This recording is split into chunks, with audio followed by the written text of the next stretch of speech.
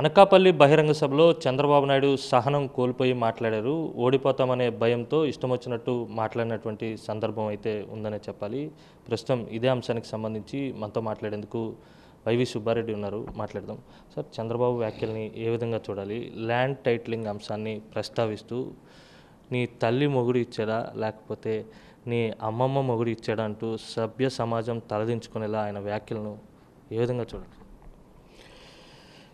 ఇది ఎంత ఫ్రస్ట్రేషన్లో ఉన్నాడు చంద్రబాబు నాయుడు గారు, పవన్ కళ్యాణ్ అనే దానికి ఈ మధ్యకాలంలో లాస్ట్ 1 వీక్లో వాళ్ళిద్దరు వాడుతున్న భాషే నిదర్శనం. అందుట్లో మరీ ముఖ్యంగా చంద్రబాబు నాయుడు 40 ఇయర్స్ ఇండస్ట్రీ అని 15 సంవత్సరాలు ముఖ్యమంత్రి చేశానని చెప్పుకునే ఆయన ఏ భాష మాట్లాడుతున్నాడంటే అసలు మామూలు సభ్య సమాజం తలదించుకునే భాష అది.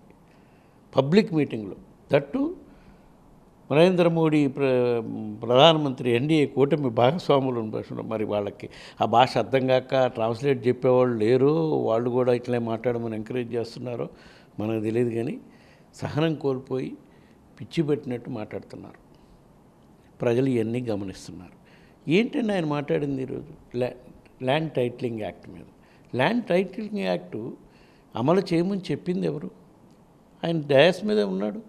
ఆయనకి చెప్పు ఆపేయమని చెప్పమని ఆపేస్తారు. ఎన్డీఏ ప్రభుత్వం కదా చెప్పింది. వాళ్ళు అన్ని రాష్ట్రాల్లో అమలు చేయాలని ఈ కార్యక్రమం మొదలు పెట్టాలి. ఏదో బ్రిటిషు కాలం నుంచి భూములు సర్వే జరగక మారుమూల పల్లెల్లో గ్రామాల్లో ఎన్నో వర్గాలు తగాదాలు వచ్చిన పరిస్థితులు ఉండేవి. ఆ పరిస్థితి నుంచి ఇవన్నీ కాపాడి ప్రతి వాడికి భూమి హక్కు టైటిల్ క్రియేట్ చేసి హద్దులు క్రియేట్ చేసి ఇచ్చేదానికి ఒక ప్రక్రియ మొదలుపెట్టారు. ఆ ప్రక్రియ నడుస్తుంది.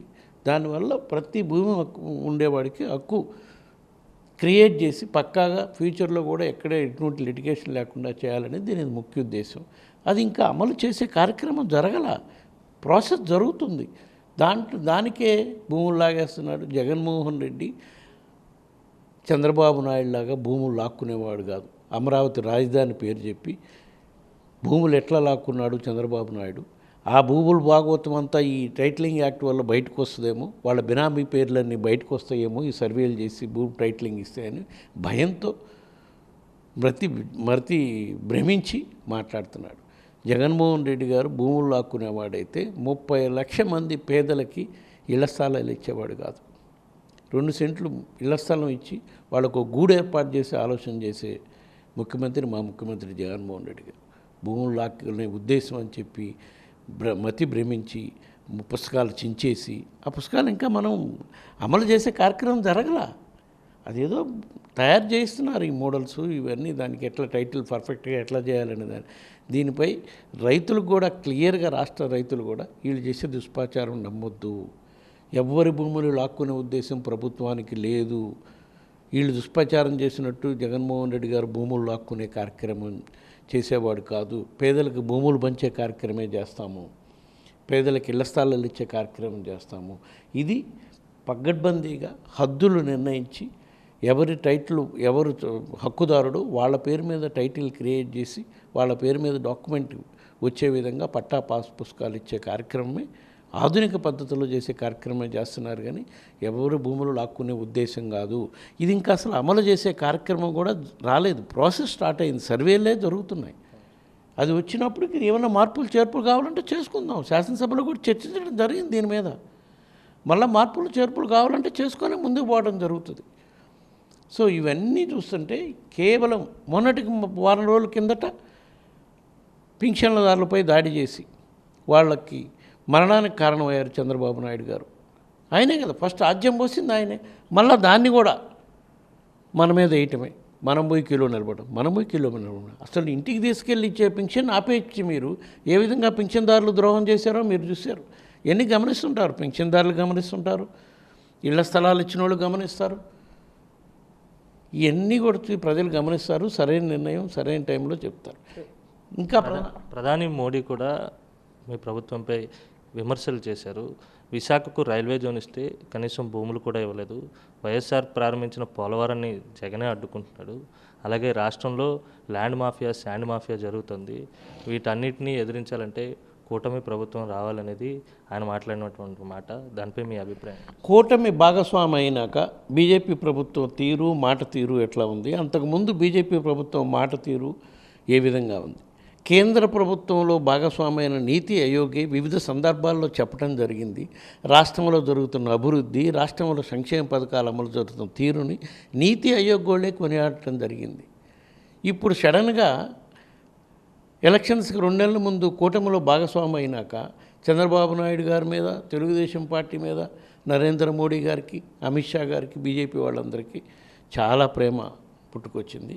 వాస్తవాలు ఒకసారి గమనించండి. చంద్రబాబు నాయుడు రాసి ఇచ్చిన స్క్రిప్ట్, ఎందుకంటే వాళ్ళు ఫస్ట్ నుంచి చెప్తున్నారు కదా, ఇసుక మాఫియా, లిక్కర్ మాఫియా అని వాళ్ళు చేసిన ఫస్ట్ ప్రచారమే. మేము దానిలో పారదర్శకత తీసుకొచ్చి ఇచ్చే కార్యక్రమం జరుగుతుంది. తెలుగుదేశం పార్టీ హయాంలో ఇసుకని వాళ్ళు ఇష్టం వచ్చినట్టు దోచుకోవటం జరిగింది. గవర్నమెంట్ ద్వారా ఇసుక కానీ లిక్కర్ కానీ అమ్మే కార్యక్రమం చేస్తూ పారదర్శకత చేసే కార్యక్రమం చేస్తున్నాం. వాళ్ళు అధికారంలో ఉన్నారు కదా, సెంట్రల్ గవర్నమెంట్లో ఉన్నారు కదా. ఏమన్నా అవినీతి జరుగుంటే బట్టబయలు తీయమనండి, మేము కాదన్నావా? ఇప్పుడు కేవలం చంద్రబాబు నాయుడు, పవన్ కళ్యాణ్ రాసేసిన స్క్రిప్ట్ చదివి ల్యాండ్ మాఫియా, లిక్కర్ మాఫియా అంటే ప్రజలు నమ్ముతారా అండి? మళ్ళీ పోలవరం విషయంలో 2014 విభజన హామీల ప్రకారం పోలవరం కేంద్ర ప్రభుత్వం కట్టాలి. మీరు కట్టకుండా ఆ రోజు మీ ఎన్డీఏ భాగస్వాములు చంద్రబాబుకు అప్పచెప్పారు. ఆయన కంప్లీట్ చేశాడా? చేయకపోగా టెక్నికల్ ఫాల్ట్ రావటం, ఆ నిర్మాణం సరిగా జరగకపోవటం, ఎందుకంటే వాళ్ళ బినామీ కంపెనీలు కాంట్రాక్టులు ఇచ్చి చేశారు. సరే, అయిపోయింది, పూర్తి కాలేదు. పూర్తి కానప్పుడు 2019 ఎలక్షన్స్కి వీళ్ళు విడిపోయినాక చంద్రబాబు నాయుడు గారు మోడీని ఆంధ్రప్రదేశ్లో అడుగుపెట్టనేను, ఇతను ప్రధానమంత్రిగా ఉండటానికే అనర్హుడు అని ఏ విధంగా బూతులు తిట్టాడు. ఆ టైంలో మోడీ గారు ఇక్కడ ఎన్నికల ప్రచారానికి వచ్చి పోలవరం చంద్రబాబు నాయుడు ఏటీఎంగా వాడుకున్నాడు, అవినీతి డబ్బులు డ్రా చేయడానికే వాడుకున్నాడని చెప్పింది ఈయనే, మోడీ గారే. మళ్ళీ ఈరోజు పోలవరం కంప్లీట్ చేయడానికి మా వల్ల కాలేదని మా మీద నెప్పం వేస్తున్నాడు. మేము ఎట్టి పరిస్థితుల్లో స్వర్గీయ రాజశేఖర రెడ్డి గారి కళ, పోలవరం ఆంధ్రప్రదేశ్ రాష్ట్రం సస్యశ్యామలం కావాలంటే పోలవరం ప్రాజెక్ట్ నిర్మాణం చేయాలి అనేది ఆయన ఫౌండేషన్ వేసి ప్రారంభించిన ప్రాజెక్ట్. అది తప్పకుండా. ఎందుకు ఈ సంవత్సరం 5 సంవత్సరాల నిర్మాణం కంప్లీట్ చేయకపోయినా అంటే అది అందరికీ తెలిసిన విషయమే. గత ప్రభుత్వంలో చేసిన కొన్ని ప్రాబ్లమ్స్ వల్ల ఆ డయాఫామ్ వాళ్ళు కొట్టుకొని పోవటం వల్ల నిర్మాణం ఆగిపోయి దాదాపు 1.5 year అయింది. మధ్యలో కరోనా రావటం వల్ల 2 years పనులు జరగకుండా ఆగిపోయింది. తప్పకుండా రాబోయే 2-3 ఏళ్లలోనే పోలవరం ప్రాజెక్టు తప్పకుండా నిర్మాణం కంప్లీట్ చేసి రాష్ట్ర ప్రజలకు అందించే విధంగా మా గౌరవ ముఖ్యమంత్రి జగన్మోహన్ రెడ్డి గారు అది మేనిఫెస్టోలో కూడా పెట్టడం జరిగింది. రాబోయే 5 ఏళ్లలో తప్పకుండా పోలవరం ప్రాజెక్ట్ కంప్లీట్ చేసి అందిస్తామని. ఇది అల్టిమేట్గా ఏంటంటే ఎన్డీఏ భాగస్వామి అయినాక చంద్రబాబు నాయుడు గారి మీద, పవన్ కళ్యాణ్ మీద చాలా ప్రేమ పుట్టుకొచ్చింది. అదివరకు అవినీతి పనులు అయిన వాళ్ళందరూ కూడా ఇప్పుడు చాలా మంచోళ్ళు. ఎన్డీఏ ప్రభుత్వం ఇక్కడ తీసుకొచ్చి వాళ్ళ నాయకత్వంలో పనిచేసి ఇన్ని చెప్తున్నారు కదా మీటింగుల్లో, రాజమండ్రిలో కానీ. ఎందుకు ఎన్డీఏ మేనిఫెస్టో ఇదేని ఎందుకు చెప్పట్లేదు వాళ్ళు? ఇది ఓన్లీ తెలుగుదేశం జనసేన మేనిఫెస్టో అని వాళ్ళు ఆ రోజు రిలీజ్ చేయడం జరిగింది.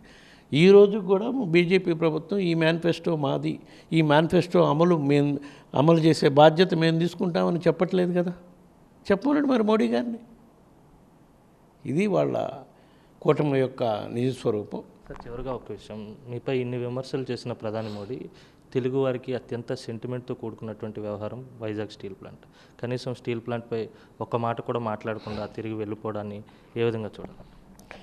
ఆయన తిరిగి వెళ్ళిపోయినా ఎన్డీఏ భాగస్వామిగా ఉన్న చంద్రబాబు ప్రజలకు సమాధానం చెప్పాల్సిన అవసరం ఉంది. ఏదైతే మా గౌరవ ముఖ్యమంత్రి జగన్మోహన్ రెడ్డి గారు విశాఖలో ఒక 1.5 year బ్యాక్ ప్రధానమంత్రి గారు మీటింగ్ జరిగితే మీటింగ్లో చెప్పడం జరిగింది, స్టీల్ ప్లాంట్ కాపాడుకోవటంలో వైఎస్ఆర్ కాంగ్రెస్ పార్టీ కట్టుబడి ఉంటుంది, మేము కాంప్రమైజ్ కాము అని చెప్పడం జరిగింది. అదేవిధంగా ఈరోజు చంద్రబాబు నాయుడు గారు ఎందుకు అడగలేదు మోడీ గారిని? అంటే స్టీల్ ప్లాంట్కి ఎవరు బీజేపీ ప్రభుత్వం ఎన్డీఏ అధికారంలోకి వచ్చి 10 ఏళ్ళు అయింది. వచ్చినాకనే స్టీల్ ప్లాంట్ని ప్రైవేటైజ్ చేయాలనే ప్రపోజల్ ఫస్ట్ స్టార్ట్ చేసింది వాళ్ళే. ఇప్పుడు ఆ పార్టీతో పొత్తుగాగారు కాబట్టి టీడీపీ కూడా దానికి ఎట్టి పరిస్థితుల్లో దాన్ని వ్యతిరేకించే కార్యక్రమం ఉండదు రేపు. ఎందుకంటే వాళ్ళు ముందే ప్రాసెస్ స్టార్ట్ చేశారు. కానీ మా ప్రభుత్వం, మా గౌరవ ముఖ్యమంత్రి గారు లోగడ చెప్పిన దానికి మేము కట్టుబడి ఉన్నాం. తప్పకుండా స్టీల్ ప్లాంట్ని ఆంధ్రప్రదేశ్ ప్రజల హక్కు అది. దాన్ని కాపాడుకునేదానికి మేము ఎంత దూరం అయిపోయే కార్యక్రమం చేస్తాం. Thank you sir. ఇది మొత్తం మీద కూటమిలో చేరకముందు బీజేపీ మాటలు ఒకలా ఉన్నాయి. కూటమిలో చేరిన తర్వాత బీజేపీ వైఖరిలో పూర్తిగా మార్పు వచ్చింది. చంద్రబాబు నాయుడు ఓటమి భయంతోనే, ఫ్రస్ట్రేషన్లోనే ఇలాంటి వ్యాఖ్యలు చేస్తున్నారు. ప్రజలు అన్నీ గమనిస్తున్నారు. వచ్చేటువంటి ఎన్నికల్లో ఖచ్చితంగా ఆ కూటమికి బుద్ధి చెప్తారని సుబ్బారెడ్డి చెప్తున్నారు. వీడియో జర్నలిస్ట్ రమేష్ రెడ్డితో కలిసి అనిల్, సాక్షి టీవీ, విశాఖ నుంచి.